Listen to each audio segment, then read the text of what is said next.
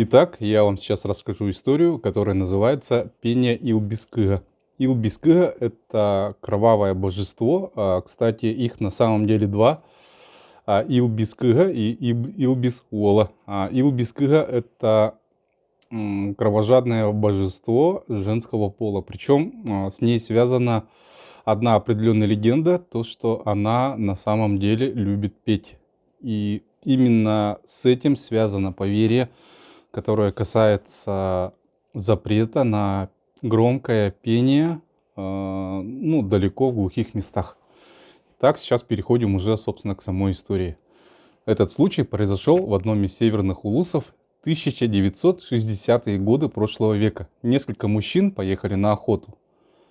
Была поздняя осень, темно, хоть глаз выколи. Начался сезон охоты на зайца. От районного центра переправились на нескольких лодках на другой берег реки. Недалеко от берега, в небольшом балаганчике, жил старик-перевозчик. Ночи стояли по-осеннему холодные, поэтому решили остановиться на ночлег именно в этом балагане. В первый же день, удачно начав охоту, вечером, как водится, плотно поели, сварив несколько зайцев и крепко выпили. Чтобы скоротать время, начали рассказывать всевозможные охотничьи байки.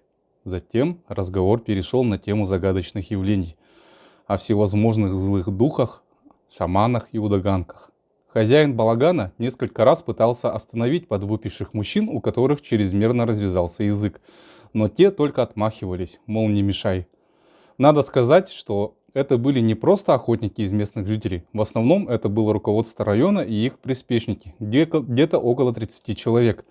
Некоторые из них вели себя подобно заносчивым баям из прошлого, богачам.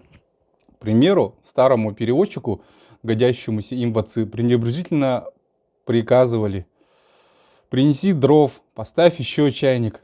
Наконец, насытившись байками, решили поублажать себя хорошим пением. Среди присутствующих был молодой мужчина, работавший в райкоме комсомола и имевший прекрасно редкий голос. Он в этой местности был зятем, сам родом из какого-то центрального района. Ему пророчили большое будущее. Молод, хорош собой, спортсмен-лыжник, обязательный участник всех районных концертов и любимец публики. К тому же, по тем временам образованный. В скором времени он должен был поехать на курсы повышения. Ну а пока он исполнял при местных тайонах роль то ли мальчика на побегушках, то ли придворного певца. Вот уже третий год, хочет он или не хочет, его постоянно таскали с собой на охоту или на рыбалку.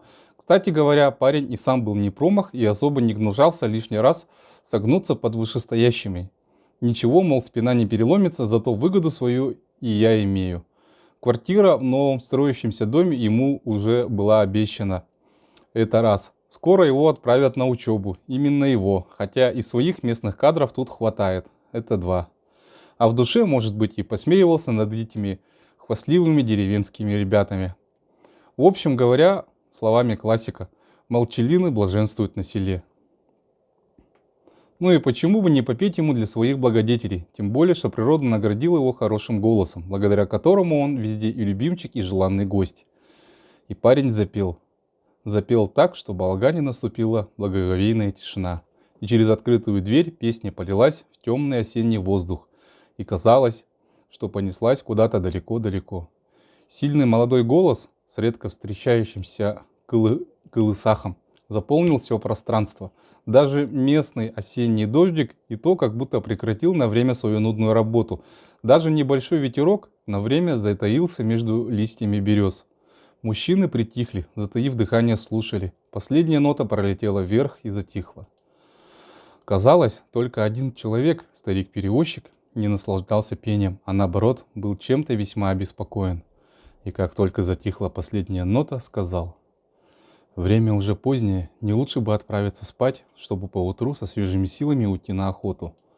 Однако к его словам никто не прислушался. Все одновременно загалдели, прося еще песен. И певец, впавший в кураж, закрыл глаза, все пел и пел.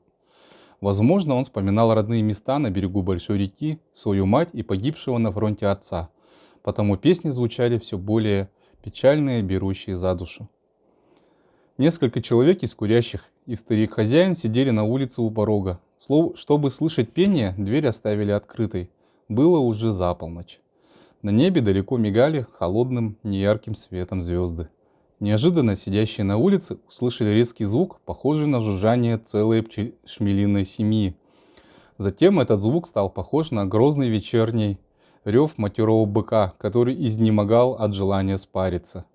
И к ужасу испуганных людей рев этот становился все громче и громче.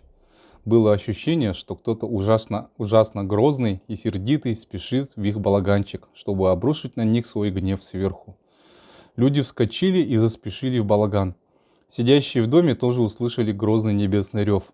У всех были страшно напуганные лица. Хозяин-перевозчик спрятался за печкой и трясся там от страха. Внезапно рев прекратился, и с неба полился нежный, чарующий женский голос, который пел какую-то нескончаемую песню. Охотники догадались, что слышат песню самой кровожадной чертовки Илбис-Кыз, которая, услышав ночью пронзительные песни молодого мужчины, пришла состязаться с ним в песенном искусстве. Несколько мужиков помоложе и, как говорится, без царя в голове, схватились за оружие и выскочили на улицу. Но мужчины постарше и помудрее вовремя остановили их грозным окриком. Ведь грозной чертовке не страшны никакие пули. Скорее, потушив печку, закрыли печную вьюшку и легли на пол кто куда. Кто под нару уполз, кто под стол и лавки. Все закрыли уши руками и от страха зажмурились. Прошло некоторое время, женский голос еще пел, и потом резко перестал. И раздался страшный, так сказать, сардонический смех. Слава богу, вскоре и он затих. Полежав так какое-то время, незадачливые охотники поднялись с пола и без лишних разговоров улеглись спать. В балагане наступила тишина. Кое-как, поспав до утра, даже не позавтракав, горе-охотники сели в лодки и отправились обратно. Какая после этого охота? Как рассказывают старики, очень редко сын или дочь верхнего мира спускаются с небес, чтобы посостязаться с известными певцами. Причем только с очень хорошими певцами или аланхасутами. И тогда не дай бог остановиться, так сказать, споткнуться во время пения, дать себя перепеть. Тогда тебе недолго жить на этом свете, твоя участь уже предрешена. Во что бы то ни стало, последний звук должен остаться за тобой. По словам старожилов этого улуса, когда-то в их местах проживал один знаменитый на всю округу певец по имени Ре-Быллай. Однажды он рыбачил возле одного озера со своим приятелем, и тот попросил его спеть какую-нибудь песню. Было это тоже поздно вечером. Приятели, как раз удачно порыбачив, чистили улов. Настроение было отменное, почему бы и не попеть. Хотя, конечно, Ре-Быллай, как человек бывалый и поживший, знал, что около священного озера и вообще на природе нельзя громко петь и драть горло. Во всяком случае, мать и бабушка его часто предупреждали, когда он отправлялся на охоту или на рыбалку. Смотри, не пой там сильно, не нарушай спокойствие матери природы. И о том, что своим пением можно вызвать Илбис-Кыз, которая, по слухам, завидует хорошим голосам и может явиться, чтобы посоревноваться. Но в тот вечер он забыл все предупреждения и начал петь. Сначала сильно, громко, в полголоса, затем распевшись все сильнее и громче. И вдруг, к своему ужасу, услышал, что кто-то ему как будто вторит сверху. Он сразу понял, в чем дело, и продолжал петь. Продолжалось это состязание довольно долго. Быллай начал выдыхаться, язык у него уже заплетался. Приятель, сидевший рядом, начал его подбадривать и давать советы. Мол, держись, не поддавайся, пой про что угодно, но пой. Взгляд Быллая упал на корзину с рыбой, и он стал петь о них, о рыбах, перечисляя названия их костей и так далее. И победил. Голос сверху вдруг как бы споткнулся и затих. А что касается нашего певца, то говорят, после этого случая он перестал петь и вскоре уехал с семьей к себе на родину.